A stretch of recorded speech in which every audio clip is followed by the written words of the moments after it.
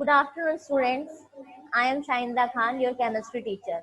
आप सभी जानते हैं कि हम लोगों ने स्कूल की तरफ से ऑनलाइन क्लासेस का सेशन स्टार्ट कर दिया है। तो आज आपका केमिस्ट्री का क्लास मैं लेने जा रही हूँ, जिसमें हम सॉलिड स्टेट के बारे में स्टडी करेंगे। हमने लास्ट ईयर मैटर के बारे में स्टडी किया था कि मैटर्स क्या होते हैं। मैंने आपको डेफिनेशन लास्ट ईयर इसकी बताई थी कि मैटर किसे कहते हैं हम। तो मैटर्स क्या होते हैं? ऐसे सब्सटेंसेस जिनका अपना वेट होता है और जो स्पेस को ऑक्यूपाई करते हैं, उन्हें हम मैटर्स बोलते हैं। ठीक है, सारे जो हमारे आसपास हमारे सराउंडिंग में जितनी भी चीजें हमको दिखाई दे रही हैं, वह सब कंबाइनली हम मैटर्स बोलते हैं, क्योंकि वो अपना स्पेस कवर करते हैं और उनका अपना एक वॉल्यूम होता है। मैटर की हमने 3 स्टेट्स स्टडी की थी, हम पहले ही कर चुके हैं कि मैटर जो होता है वो 3 स्टेट्स में हमको मिलता है। तो 3 स्टेट्स में जो मैटर होते हैं वो कौन कौन से होते हैं? Solid, liquid and gases.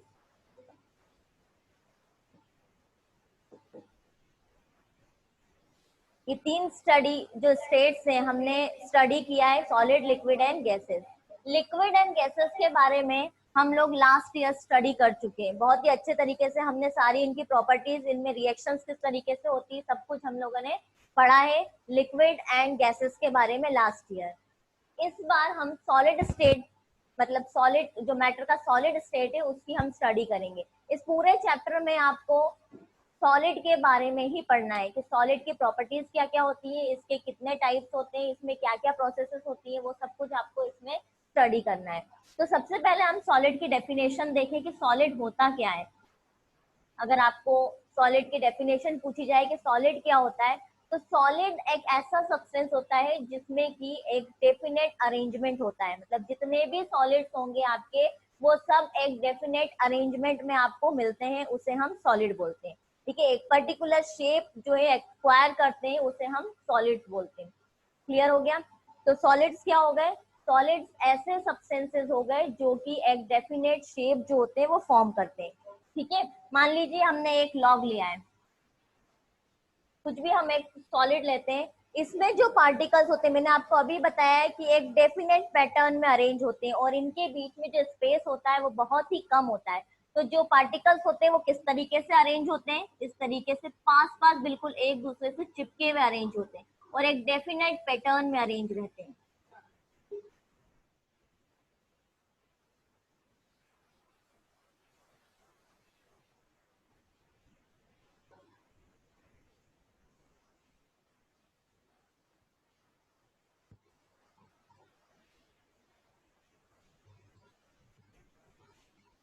तो आप देख रहे हैं इनके बीच में, पार्टिकल्स के बीच में जो डिस्टेंस है वो बहुत ही कम है ना, और पार्टिकल एक दूसरे से बिल्कुल चिपके हुए हैं। तो ये सब क्या कहलाते हैं? आपके सॉलिड्स कहलाते हैं। कैरेक्टरिस्टिक्स ऑफ सॉलिड्स की अगर हम बात करें कि कैरेक्टरिस्टिक्स क्या है,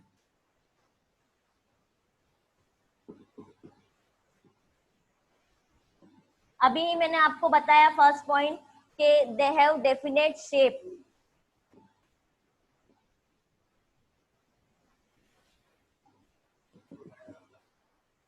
इनका शेप जो होता है वो डेफिनेट होता है। ठीक है, सेकंड क्या होगा? They have fixed volume.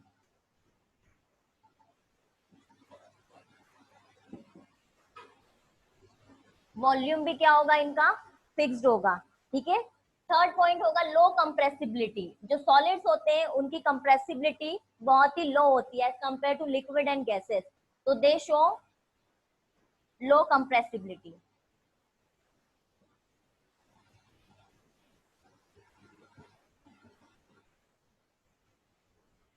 ठीक है, कंप्रेसिबिलिटी समझते हैं आप लोग क्या होता है? जैसे कि हम इसको प्रेस करते हैं तो जो सॉलिड्स होते हैं वो प्रेस नहीं होते हैं। अच्छा, आपके माइंड में एक क्वेश्चन आएगा कि हमने कहा है कि जो सॉलिड्स होते हैं वो लो कंप्रेसिबल होते हैं, है ना, लेकिन स्पंज जो होता है आपका, वो क्या होता है? वो भी सॉलिड है, लेकिन वो तो कंप्रेस हो जाता है ना।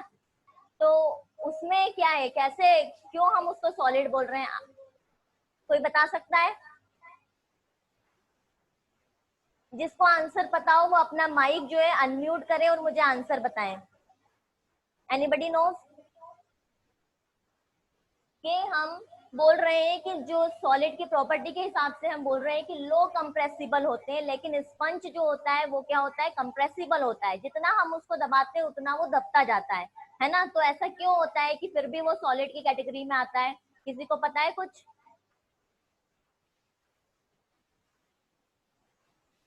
Anybody know? नो?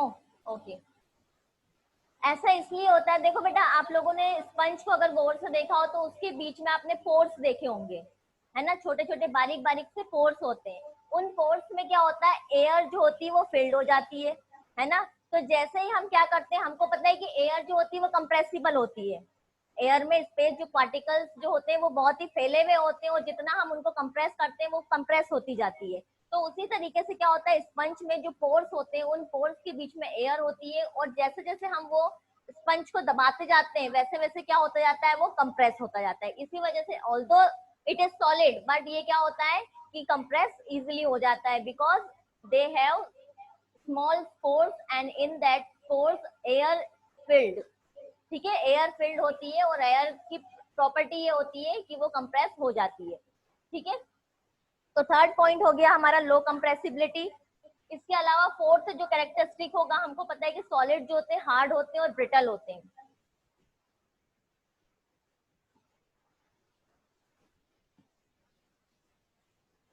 आपको पता है कि कोई भी चीज अगर हार्ड होगी तो वो क्या होगी, इजिली टूट जाती है ना। अगर कड़क होगी तो इजिली टूट जाएगी, इसीलिए वो क्या होंगे, सॉलिड जो होते हैं वो हार्ड एंड ब्रिटल होते हैं।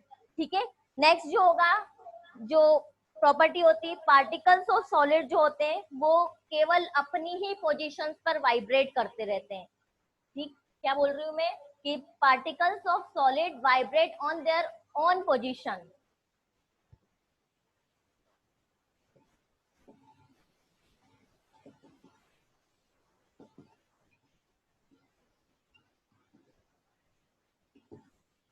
इसको अगर हमको समझना हो तो देखो, एक एग्जांपल हम कंसिडर करते हैं कि आप एक बस में जा रहे हैं। ठीक है, बस में जा रहे हैं आप, बस में बहुत भीड़ है, आपको बिल्कुल स्पेस ही नहीं है, आप बिल्कुल ऐसे खड़े खड़े हैं वहां पर, ऊपर हैंडल पकड़ के बिल्कुल खड़े हुए हैं, आपके इस तरफ भी जो है लोग बैठे हैं, इस तरफ भी बैठे हैं, आगे भी खड़े हैं, पीछे भी खड़े हैं, आपको बिल्कुल स्पेस नहीं है कि आप वहां से क्या कर सके, किसी को मतलब वहां से शिफ्ट हो सके। तो होगा क्या कि अगर किसी ने आपको, मान ली आप सिर्फ थोड़ा सा हल्का सा किसी को ऐसे आगे धका सकते हैं, बाकी आप अपनी पोजीशन से मूव नहीं कर सकते। मतलब आप अपनी जो जगह है, अपनी स्पेस पर वाइब्रेट कर सकते हैं, अपना वहीं का वहीं पैर जो है वो चला सकते हैं, लेकिन वहां से अपना पोजीशन को चेंज नहीं कर सकते। उसी तरीके से सॉलिड्स में भी होता है, क्योंकि हमने देखा है कि यहाँ पर जो पार्टिकल्स होते हैं वो बहुत ही पास पास एक दूसरे से क्लोजली पैक्ड होते हैं। तो क्लोजली पैक्ड होने की वजह से उनके पास स्पेस नहीं रहता है कि वो क्या कर सके, अपने स्पेस से आगे की तरफ शिफ्ट हो सके, तो वो वहीं पर वाइब्रेट करते रहते हैं। जैसे एक बेंच पे अगर हमने 3 पर्सन को बिठाया है और चौथा इधर से और पांचवा इधर से बिठा दे, तो वो पॉसिबल नहीं है कि वो बैठ पाए, है ना। वहां से एक ना एक को तो इधर उधर गिरना ही है। तो उसी तरीके से ये अपनी ओन पोजीशन पर वाइब्रेट होते रहते हैं। ठीक है, 6 है, they have high melting and boiling point.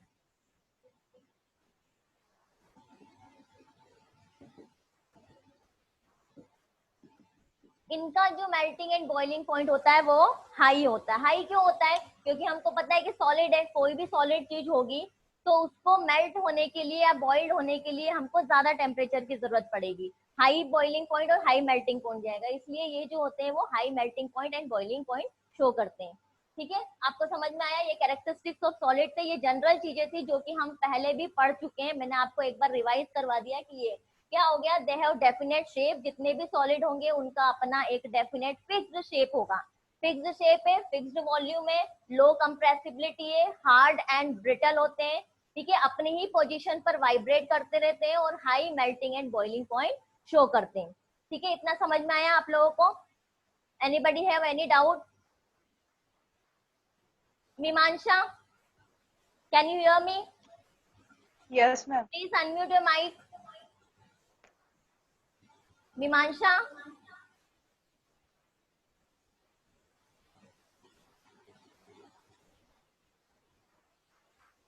Mimansa, can you hear me?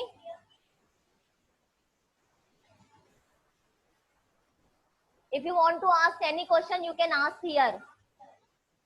Please unmute your mic and ask doubt.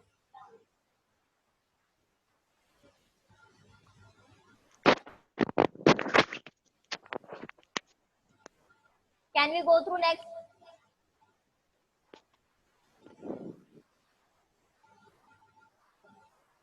If anybody want to talk, please unmute your mic and ask any doubt if you have.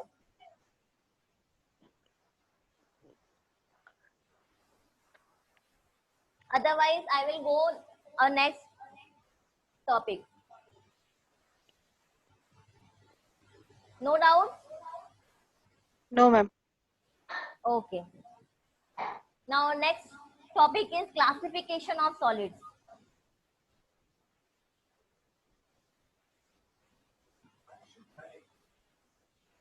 Anjali. Anjali, can you hear me?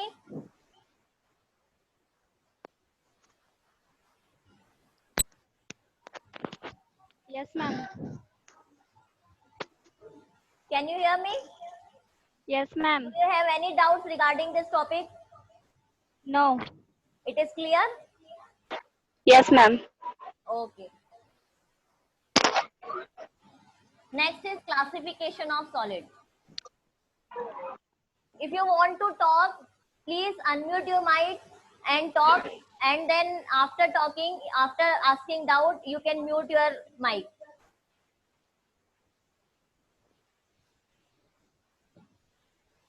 अगर हम solid को classify करते तो basically हम जो solid है उसको 2 classes में क्लासिफाई करते हैं. फर्स्ट होता है आपका crystalline and second one is amorphous.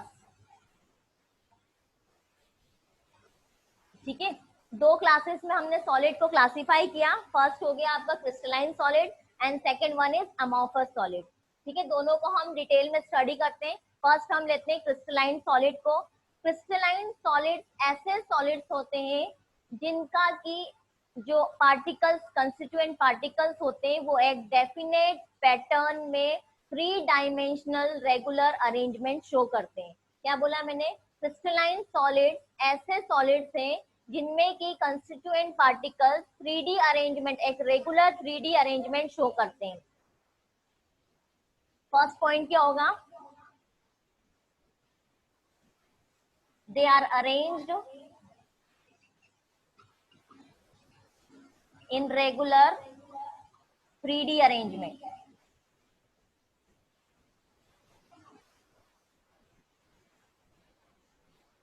ठीक है, 3D अरेंजमेंट मतलब क्या? फॉर एग्जाम्पल हम एक एग्जाम्पल कंसिडर करते हैं कि अगर कोई भी पर्सन अपना मतलब घर में अपना फ्लोरिंग का काम करवा रहा है. ठीक है, अगर फ्लोरिंग का काम करवा रहा है, मान लीजिए उसने 2 तरीके की टाइल्स जो है वो अपने फ्लोरिंग के लिए सिलेक्ट की है. एक का कलर हो गया ब्लैक, एक हो गया आपका व्हाइट. ठीक है, तो उसको क्या करना है? उसको अरेंज करवाना है. तो वो किस तरीके से अरेंज करेगा? पहले वो ब्लैक लगाएगा, फिर व्हाइट लगाएगा, फिर ब्लैक लगाएगा, फिर व्हाइट लगाएगा. ठीक है, सिमिलरली पीछे की साइड में भी वो ब्लैक के बाद में व्हाइट, फिर ब्लैक के बाद में व्हाइट, इस तरीके से पूरा वो अरेंजमेंट करेगा. 3D मतलब क्या बोल रहे हैं हम? तीनों एक्सिस में, एक्स, वाई एंड जेड, तीनों एक्सिस में हमको सेम पैटर्न वहां पर दिखाई देगा. उसे हम बोलते हैं क्रिस्टलाइन सॉलिड.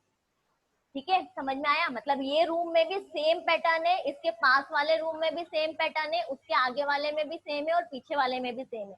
सेम हमको फ्लोरिंग जो है वहां पर दिखाई दे रही है टाइल्स का, उसे हम बोलते हैं 3D अरेंजमेंट. तो यहाँ पर जो क्रिस्टलाइन सॉलिड्स होते हैं उनमें जो पार्टिकल्स का अरेंजमेंट होता है वो कैसा होगा? एक 3D definite regular 3D arrangement वहां पर हमको दिखाई देता है. सेकेंड जो होगा वो ये जो शो करते हैं लॉन्ग रेंज ऑर्डर शो करते हैं.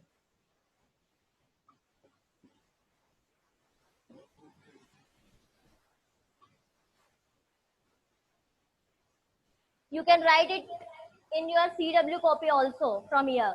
अगर आप लोगों को लिखना है तो आप अपनी CW कॉपी में डायरेक्टली यहाँ से लिख सकते हैं, क्योंकि ये क्वेश्चन बनता है क्लासिफिकेशन ऑफ सॉलिड में, difference between crystalline and amorphous solid. तो मैं जिस तरीके से पॉइंट आपको बता रही हूँ उस तरीके से आप आपकी कॉपी में ये नोट डाउन कर सकते हैं. ठीक है, फर्स्ट पॉइंट क्या लिखेंगे आप? They are arrange in regular 3D pattern और अरेंजमेंट. सेकेंड क्या हो गया? They show long range order. Long range order मतलब क्या होगा कि यहाँ फिर हम एक एग्जाम्पल कंसिडर करते हैं. फॉर एग्जाम्पल कि एक स्टूडेंट है या आप में से ही कोई है वो जो JEE या फिर आपका नेट जो है वो क्लियर करना चाहता है, तो उसके लिए आप क्या करेंगे कि आप अपना एक शेड्यूल बनाएंगे।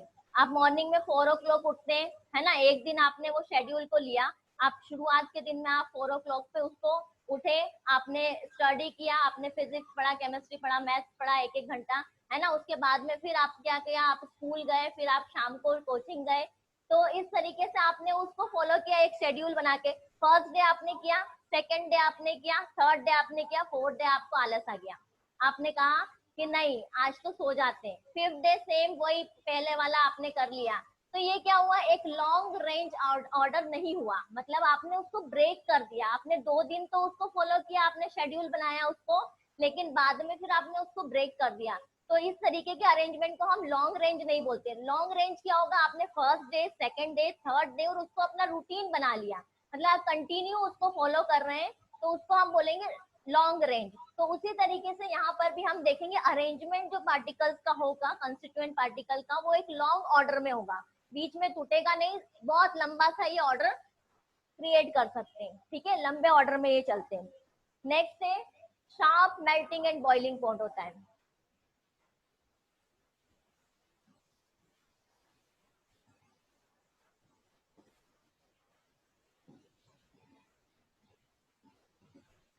Sharp melting and boiling point means क्या, कि ये जितने भी क्रिस्टलाइन सॉलिड्स होते हैं, इसको मैं यहाँ से रब कर रही हूँ, ऊपर शिफ्ट करते हैं।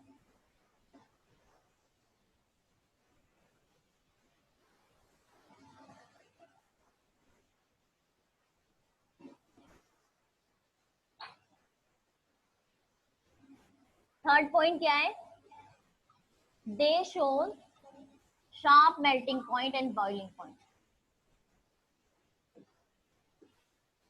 Sharp melting point and boiling point क्या हो गया, कि जैसे हमने एक बॉइलिंग पॉइंट हमने दिया, जैसे 100 डिग्री पर जो है सॉलिड वो क्या होने लगा, मेल्ट होने लगा, ठीक है, 100 पर, फिर 110, 112, 115, फिर 40, 50 पे आके क्या होगा, कि मतलब 100 से लेके 150 तक वो मेल्ट नहीं हो रहा है, सिर्फ जैसे ही उसका 150 आया, 150 पर क्या होने लगा, वो एकदम से तुरंत से मेल्ट हो गया, मतलब एक पर्टिकुलर टेम्परेचर पर वो क्या हो जाएगा, मेल्ट या फिर बॉईल होने लगेगा, उसको हम बोलेंगे sharp melting and boiling point. Clear है आपको ये?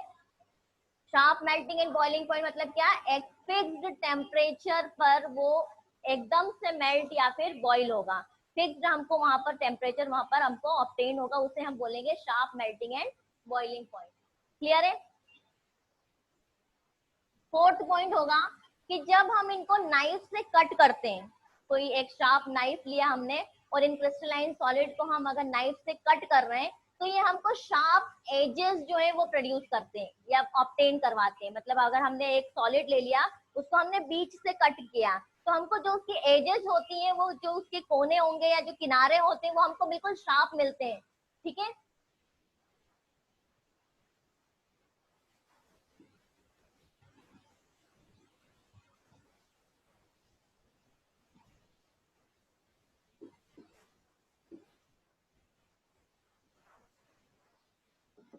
दे shows sharp edges after cutting with knife, knife के साथ अगर हम इनको कट करते हैं तो शार्प एजेस हमको वहां पर ऑब्टेन होती है। नेक्स्ट फिफ्थ पॉइंट क्या है, इट इज वेरी इंपॉर्टेंट, इसमें से क्वेश्चन आपको ऑब्जेक्टिव में आ सकता है। जो क्रिस्टलाइन सॉलिड्स होते हैं वो होते हैं एन आइसोट्रोपिक।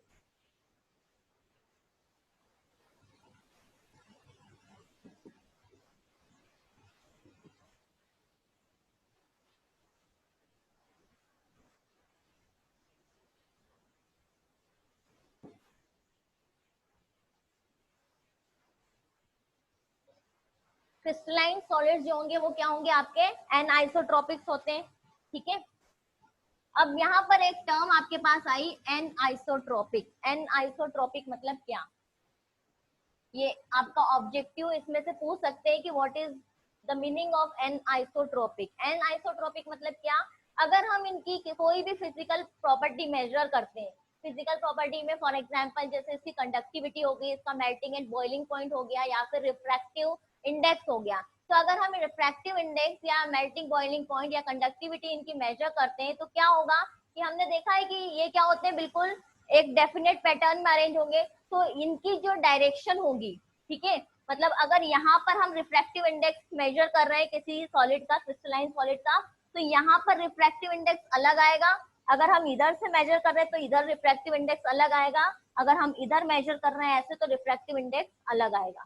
ठीक है, कोई भी फिजिकल प्रॉपर्टी हो गई, वो फिजिकल प्रॉपर्टी अगर हम मेजर करते हैं, एन आइसोट्रोपिक मतलब क्या, कि हम अगर फिजिकल प्रॉपर्टीज इन सॉलिड्स की मेजर कर रहे हैं तो ये सारी ही डायरेक्शन में डिफरेंट डिफरेंट फिजिकल प्रॉपर्टी हमको शो करेंगे।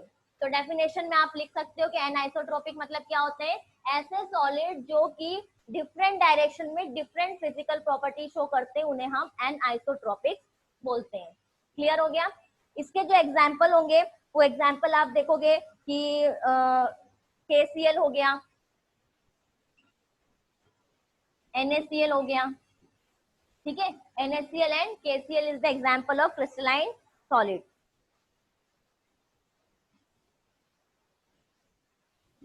क्लियर है आप लोगों को क्रिस्टलाइन सॉलिड? कुछ डाउट हो तो आप पूछ सकते हैं अपना माइक अनम्यूट करके। क्रिस्टलाइन सॉलिड्स के कैरेक्टरिस्टिक्स आपको क्लियर है, क्या होते हैं? Anjali, do you have any doubt? मीमांसा, एनाइसोट्रोपिक समझ में आया? मीमांसा, अंजलि, यस मैम, आ गया। क्लियर है क्या होता है एनाइसोट्रोपिक मींस? Explain me. जो डिफरेंट प्रॉपर्टी शो करते डिफरेंट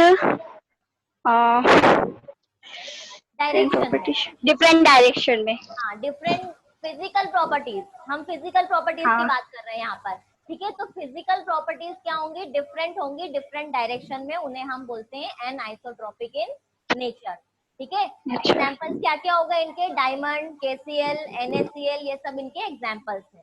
तो अब हम एमॉर्फस की बात करें।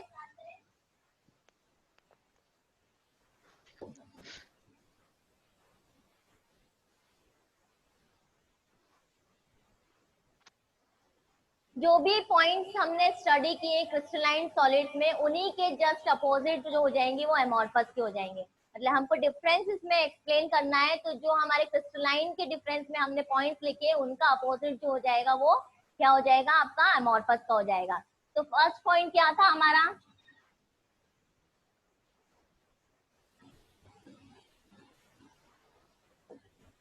अंजलि जरा फर्स्ट पॉइंट बताना, हमने क्रिस्टलाइन में कौन सा पढ़ा था?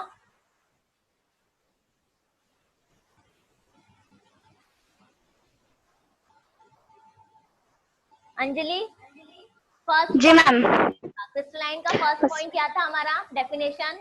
They have arranged in regular 3D arrangement. हाँ, तो हमारा एमॉर्फस क्या हो जाएगा, दे do not arrange in a definite 3D arrangement, है ना। जी मैम।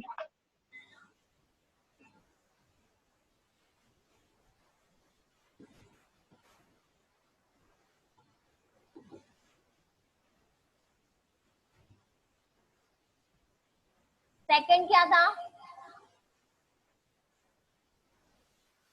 मीमांसा, सेकंड पॉइंट क्या स्टडी किया था हमने? Ma'am, they have different melting point and boiling points. They have different melting point and boiling points. They have sharp melting point, हमने पढ़ा था, they have sharp melting and boiling point. Sharp मतलब क्या, एक fixed temperature पर आकर वो तुरंत से हमको मेल्ट या फिर बॉइल हो जाएगा। जैसे 150 मतलब 150, 149 भी नहीं और 151 भी नहीं, 150 मतलब 150 पर वो क्या हो जाएगा, मेल्ट और बॉइल होने लगेगा, ठीक है। वो क्रिस्टलाइन में पढ़ा था। लेकिन यहाँ पर एमॉर्फस क्या होते हैं, ये sharp melting and boiling point show नहीं करते, ये एक रेंज में हमको ऑब्टेन करते हैं। मान लो 90 से 100 तक, 90 से स्टार्ट हुआ तो 100 तक ये धीरे धीरे धीरे धीरे आकर मेल्ट होने, 90 से स्टार्ट होकर 100 तक क्या करने लगेगा, ये मेल्ट होने लग जाएगा। तो हम सेकंड पॉइंट में क्या बोलेंगे, they don't show sharp melting point and boiling point. Clear है? थर्ड पॉइंट क्या पढ़ा था हमने?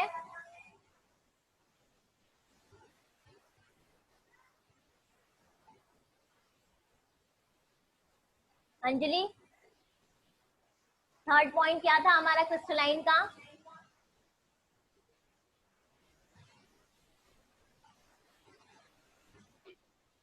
आप इसको नोट करते चलिए कॉपी में, CW कॉपी आप मैम। आपके पास जो कॉपी हो उसमें आप नोट कर लीजिए। जी मैम। थर्ड पॉइंट क्या पढ़ा था हमने?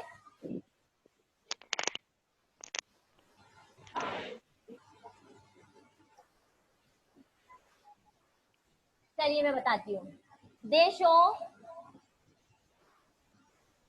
शॉर्ट रेंज ऑर्डर, वो हमारा लॉन्ग रेंज शो करता है ना। क्रिस्टलाइन सॉलिड हमारा लॉन्ग रेंज ऑर्डर शो करता है, लेकिन एमोर्फस सॉलिड जो होते हैं वो शॉर्ट रेंज ऑर्डर हमको प्रोड्यूस करते हैं। ऐसा क्यों होता है? क्योंकि देखिए हमने यही पढ़ा है फर्स्ट पॉइंट में कि 3D अरेंजमेंट जो होता है वो डेफिनेट नहीं होता है, मतलब जो पार्टिकल्स अरेंज होंगे वो किसी भी पैटर्न में अरेंज हो जाते हैं, है ना। मतलब एक फिक्स्ड डेफिनेट अरेंजमेंट नहीं रहता है। तो क्या होगा कि अगर पार्टिकल के बीच में कुछ डिस्टरबेंस आया तो वो क्या हो जाएगा, अपना डायरेक्शन चेंज कर लेगा। ठीक है, तो इसलिए ये क्या हो जाते हैं, शॉर्ट रेंज, एक लंबा सा रेंज ये हमको प्रोड्यूस नहीं करते, बल्कि एक शॉर्ट रेंज ऑर्डर हमको ये प्रोड्यूस करते हैं। ठीक है, फोर्थ पॉइंट क्या था कि जब भी हम इनको एक शार्प नाइफ से कट करते हैं तो क्या वो शो क्या करते थे, हमको एजेस जो होती थी वो शार्प ऑब्टेन होती थी, पर यहाँ पर एमोर्फस में एजेस हमको क्या होंगी, शार्प ऑब्टेन नहीं होंगी। क्यों? क्योंकि पार्टिकल्स का अरेंजमेंट क्या है, डेफिनेट नहीं है। डेफिनेट होगा तभी हमको शार्प एजेस मिलेगी, अगर इधर उधर होगा तो हमको एजेस शार्प नहीं मिलेंगी। तो they do not sharp edges.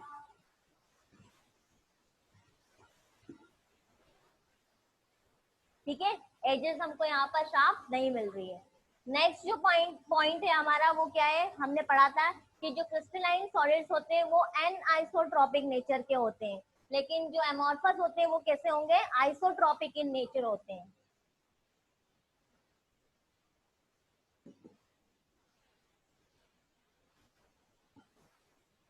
देखिए इसके बीच में से एक क्वेश्चन ये बनता है, आइसोट्रोपिक एंड एनाइसोट्रोपिक क्या होते हैं, डेफिनेशन इसकी पूछ लेते हैं आपको कि आइसोट्रोपिक एंड एनाइसोट्रोपिक किसे बोलते हैं, या फिर डिफरेंस पूछ लेते हैं दोनों में कि what is the difference between isotropic and anisotropic. ठीक है, तो आइसोट्रोपिक क्या हो जाएंगे, जैसे हमने उधर पढ़ा है कि डिफरेंट जो है हमको फिजिकल प्रॉपर्टीज मिल रही डिफरेंट डायरेक्शन में, लेकिन यहाँ पर क्या होगी, सेम डायरेक्शन में हमको सेम जो है physical properties, sorry all direction में हमको फिजिकल प्रॉपर्टीज सेम मिलेंगी। सारी ही डायरेक्शन में हमको क्या होगी, आइसोट्रोपिक मतलब क्या होता है कि सारी ही डायरेक्शन में हमको जो फिजिकल प्रॉपर्टीज है वो कैसी होंगी, सेम मिलेंगी। ठीक है, चेंज नहीं आएगा, चाहे आप ऐसे काउंट करो, ऐसे काउंट करो, ऐसे काउंट करो या ऐसे काउंट करो। ठीक है, आप कैसे भी काउंट कर लो, जो आपको फिजिकल प्रॉपर्टीज है वो आपको सेम शो करेगा यहाँ पर आइसोट्रोपिक में। इसका जो बेस्ट एग्जांपल हो जाएंगे वो हो जाएगा आपका ग्लास, प्लास्टिक। अच्छा, एक मेन पॉइंट और है, क्या है, जो एमोर्फस सॉलिड्स होते हैं वो सूडो सॉलिड्स होते हैं, इन्हें हम सूडो सॉलिड्स बोलते हैं।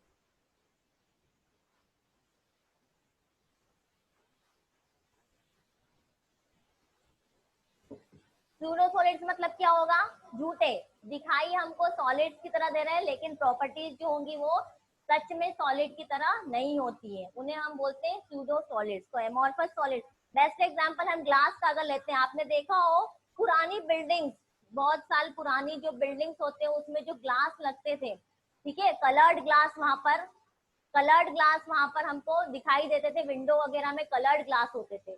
ठीक है, तो उसमें आपने देखा होगा कि ऊपर से वो थोड़े से पतले हो जाते हैं और नीचे से वो क्या हो जाते हैं, थिक हो जाते हैं।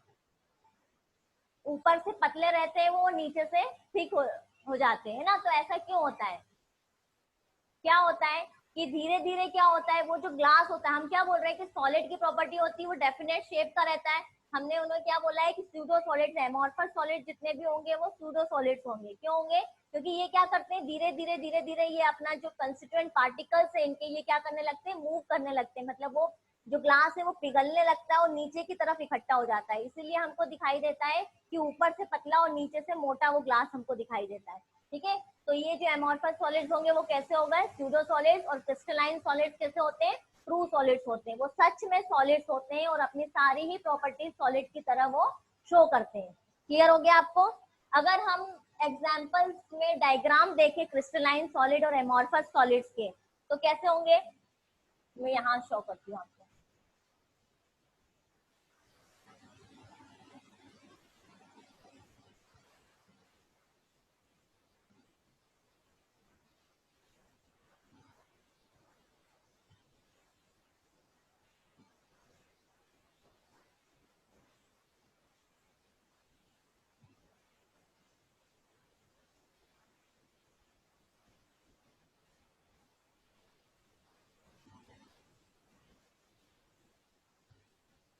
आप देख रहे हैं यहाँ पर जो अरेंजमेंट है वो 5 रिंग्स है ना, एक डेफिनेट अरेंजमेंट हमको मिल रहा है 1 2 3 4 5, पेंटागोनल मिल रहा है हमको 1 2 3 4 5। सारे ही जो कंस्टिट्यूएंट पार्टिकल है वो कितने 5 5 के पैटर्न में हमको यहाँ एक डेफिनेट पैटर्न में अरेंज दिखाई दे रहे हैं। एग्जाम्पल इसका डायमंड ले लो ये, ठीक। तो यहाँ पर जो पार्टिकल्स है वो कैसे एक डेफिनेट 3D अरेंजमेंट में हमको दिखाई दे रहे हैं। यहाँ पर आप कैसा भी बना दो, कोई फिक्स्ड नहीं है, तो कैसा भी बन सकता है। मतलब एक यहाँ है तो यहाँ से ये इस तरीके से भी बन सकता है, ऐसे फॉर्म कर सकते हैं ये। ठीक है, मतलब जो इनका जो अरेंजमेंट होगा वो क्या होगा, एक डेफिनेट पैटर्न में नहीं होगा। किसी भी तरीके से जो पार्टिकल्स है कंस्टिट्यूएंट पार्टिकल्स अरेंज हो सकते हैं। अब कंस्टिट्यूएंट पार्टिकल्स क्या होते हैं ये आपको पता है बहुत अच्छी तरीके से, हमने लास्ट ईयर भी स्टडी किया है कि कंस्टिट्यूएंट पार्टिकल क्या होते हैं। मीमांशा आप बताइए जरा मुझे, कंस्टिट्यूएंट पार्टिकल किससे बोलते हैं?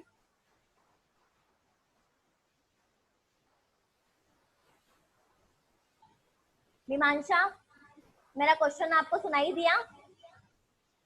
Yes ma'am. कंस्टिट्यूएंट पार्टिकल्स क्या होते हैं?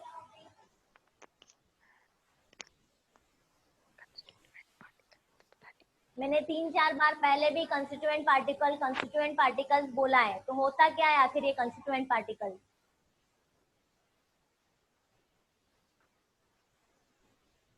Do you remember? Anjali? Ma'am, जी मैम, मॉलिक्यूल्स, एटम्स और आयंस। ओके, हाँ, कंस्टिट्यूएंट पार्टिकल्स मतलब क्या, जो पार्टिकल जो सॉलिड जिस पार्टिकल से मिलकर बनाए, मतलब वो मॉलिक्यूल्स भी हो सकते हैं, एटम्स भी हो सकते हैं, आयंस भी हो सकते हैं, एलिमेंट्स भी हो सकते हैं। कंबाइनली हम जी उनको मैम। क्या बोलते हैं, कंस्टिट्यूएंट पार्टिकल। गुड, ठीक है। तो आपको समझ में आया difference between crystalline solid and amorphous solid? Clear है आपको दोनों में difference? Having any doubt regarding this topic?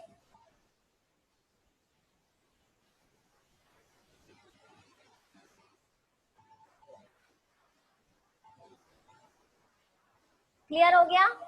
ठीक है, तो अभी आपको मैं एक होमवर्क देती हूँ कि आपको आपकी CW कॉपी के अंदर आपको क्रिस्टलाइन और एमॉर्फस सॉलिड का डिफरेंस लिखना है, लर्न करना है, और इसके अलावा आपको सॉलिड की डेफिनेशन लिखनी है कि सॉलिड्स होते क्या हैं। जितने भी पॉइंट्स मैंने आपको बताए वो आप बिल्कुल इसी तरीके से अपनी CW कॉपी में फर्स्ट क्वेश्चन डालकर लिख लेंगे, difference between crystalline and amorphous solid.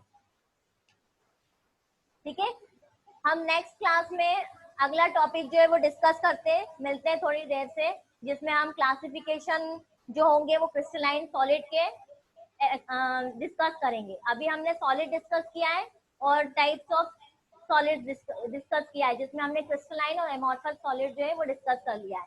Next class में हम थोड़ी देर के बाद में जो टाइप्स ऑफ क्रिस्टलाइन सॉलिड है उनको स्टडी करेंगे।